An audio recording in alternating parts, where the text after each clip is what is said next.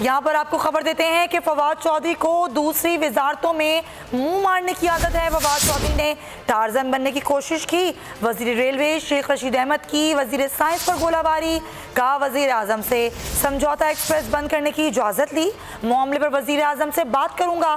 फवाद चौधरी को अपने काम से काम रखना चाहिए, ये शेख रशीद अहमद का कहना है। फवाद चौधरी पर उन्होंने शदीद तनकीद की। उन्होंने कहा कि फवाद चौधरी को दूसरों के काम में टांग अड़ाने की आदत है। फवाद चौधरी ने टार्जन बनने की कोशिश की, वजीर रेलवे शेख रशीद अहमद की वजीर साइंस पर गोलाबारी, कहा वजीर आजम से समझौता एक्सप्रेस बंद करने की इजाज़त ली, मामले पर वजीर आजम से बात करूँगा। पाकिस्तान का सीनियर तरीन पार्लियामेंटेरियन हूँ, उनके लिए अर्जा जो रात चैनल में बैठ के कह रहे हैं मैं बेवकूफ़ तो नहीं हूँ ना। Of course prime minister is the authority to के इजाज़त लेने के लिए, मैं इतना बेवकूफ़ नहीं हूँ। ये प्राइम मिनिस्टर ने इजाज़त दी कि कल एक जो ट्रेन मुसाफिर हैं जाने दें।